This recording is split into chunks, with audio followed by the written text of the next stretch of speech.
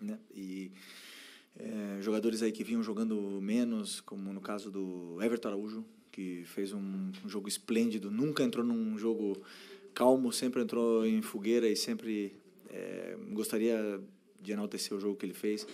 A volta do Vinha é muito importante também para a gente, fez um excelente jogo. E falar do que você falou, né, que são muitos anos, não sei, são 29 anos sem vencer aqui. Eu particularmente joguei aqui alguns anos e não tinha tido esse gostinho da vitória. Então, foi uma vitória muito difícil, até mesmo porque é um time muito bem treinado, um time que pressiona muito bem, que se defende muito bem, que não te deixa espaços, um time que sofre pouco no campeonato. E vimos isso nas análises, um time que sofre muito pouco, muito pelo que eu falei antes do jogo, pelo Seabra, pelo grande trabalho do treinador que tem, além dos jogadores.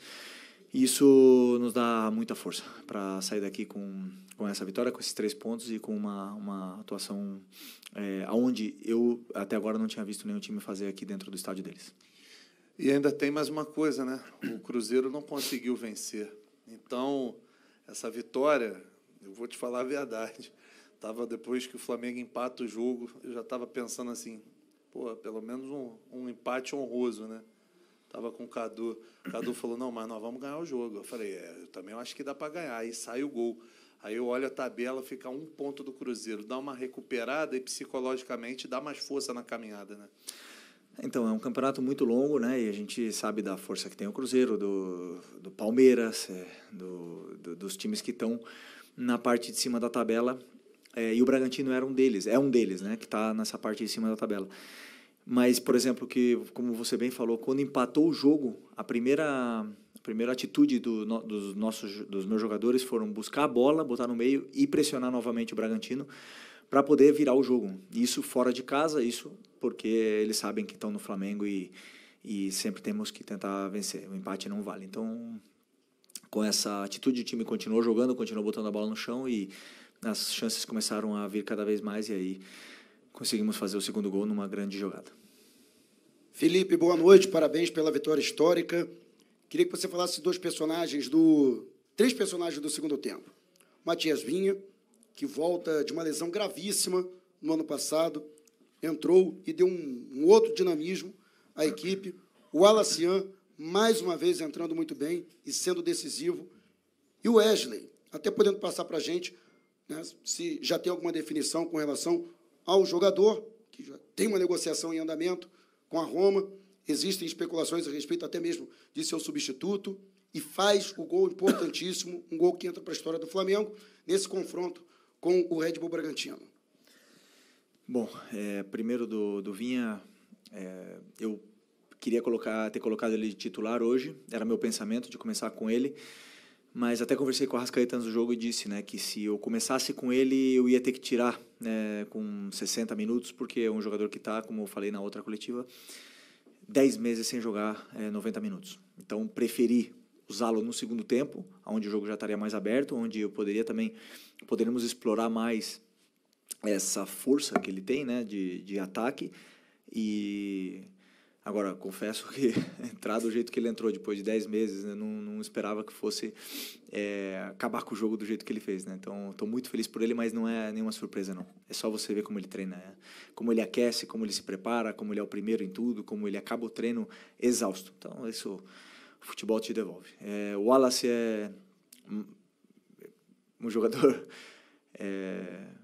eu acho engraçado porque é um cara que entra em qualquer posição, compete o máximo e tá crescendo cada vez mais, está se sentindo mais confortável com a bola, entra nesses momentos adversos e ajuda a equipe tanto a defender como a atacar muito bem. E uma coisa que ele tem, né, gols e assistências. Então eu quis deixar no campo jogadores assim que mais tem números ali para poder virar o jogo, e ele ajudou muito. Por último, o Wesley. O Wesley eu não sei, eu acredito que eu até falei com o Boto agora, mas não falei sobre esse assunto, e não sei como está, só sei que é incrível um jogador da base, passar por tudo que ele passou aqui, por essa superação, essa volta por cima que ele deu de ser um cara vaiado, um cara que que a torcida não respeitava a valer 30, sei lá, 20, 30 milhões de euros e poder, como eu falei no começo do ano, escolher onde jogar. Então,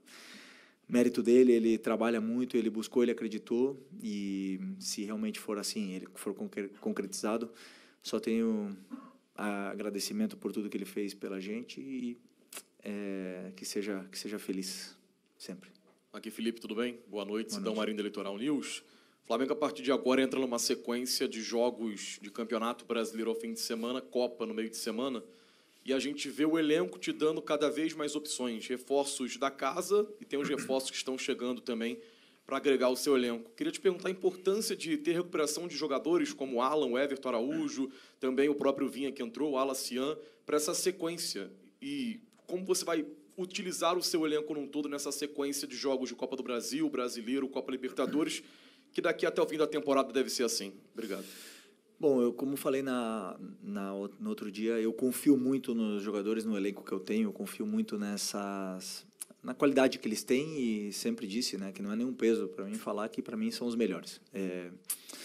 Eu sei que eu coloco uma responsabilidade em cima de mim, mas eu não tenho problema em falar isso, porque é o que eu sinto. Eu vejo eles todos os dias, como eles treinam, como eles se comportam como grupo, e eu não tenho dúvida disso, né? E por mais que, sim, são muitos desfalques, a gente vem com um elenco curto, mas são jogadores muito competitivos, e a gente pode suprir bastante essas baixas, aí, essas faltas de jogadores como o Eric, como o próprio Nico, como o Alan, jogadores importantíssimos, né? Os dois laterais, que vocês já sabem bem, então esses jogadores, como são tão competitivos, faz com que a equipe compita onde vai e sempre possa lutar pelos 3 pontos. Felipe, aqui, o Flamengo, mais uma vez, teve uma situação envolvendo exposição de jogador. Não é a primeira vez, é a segunda, em um período muito curto, e eu falava que se o Flamengo tivesse um técnico qualquer, isso conseguiria entrar no grupo. Eu queria saber como é que você está fazendo para gerir todas essas situações, porque eu imagino que isso acaba que estoura em cima de você. O jogador deve chegar para você para falar alguma coisa, outras pessoas chegam em você e falam. Como é que você está fazendo para que esses problemas de fora não interfiram no seu trabalho? Por exemplo, o jogo de hoje, a gente viu todo mundo correndo, todo mundo se dedicando, todo mundo querendo, todo mundo entregando. Como é que você tem feito isso? Bom, primeiro dizer que é um grupo muito bom. É um grupo que gosta de trabalhar, que quer vencer, que quer ganhar. Eu lembro muito quando vinha o treinador, eu era jogador ainda, e o que mais a gente queria era treinos chatos, treinos que nos dessem soluções para poder vencer, né? A gente esse grupo não era um grupo que gostava de rachão, de treino divertido. Eu queria sempre o caminho para a vitória. Então, como eu também fazia parte desse grupo, eu sei da força que eles têm quando eles se unem, da força que eles têm, e essas coisas externas machucam. Mas, no final das contas, é um grupo fechado, um grupo de amigos, irmãos, você vê no trabalho do dia a dia, um grupo que se cobra, olhando no olho, e por isso que é um grupo blindado a esse tipo de coisas. Claro que é sempre ruim, mas, como eu falei, eles mesmos se blindam, se conversam entre eles, e é o que está no alcance, porque, no final das contas, o futebol são dos jogadores, né? Pode estar explodindo tudo fora, no final das contas, que são eles que entram no campo, e a imagem deles que está exposta, então eles querem sempre dar o seu melhor pelo Flamengo, e eles têm demonstrado isso. Felipe aqui, Diego Pérez, da Rádio 102 FM, aqui de Bragança. Na última coletiva, você falou um pouco sobre o Fernando Seabra, que você acompanhava o trabalho dele no Cruzeiro, já tinha estudado, tinha ele como referência. Gostaria de saber se o Bragantino, de alguma forma, até no gol do Bragantino, te surpreendeu, o que você achou desse time do Bragantino, e se, de alguma maneira, você vê o Bragantino nessa briga, ou é realmente uma surpresa o Bragantino estar ali na parte de cima da tabela?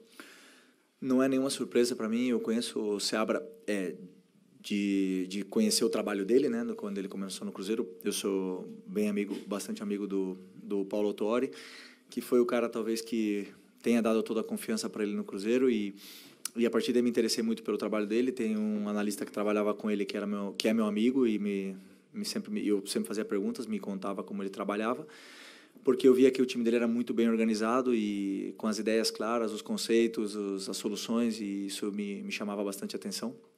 desse tipo de treinador, e a gente vê que é um time muito difícil. Aliás, é um dos times que melhor pressiona para mim do Campeonato Brasileiro. Depois, para jogar é muito difícil, porque também tem jogadores rápidos, fortes, com soluções, e na qual não me surpreende que o Bragantino esteja na parte de cima da tabela.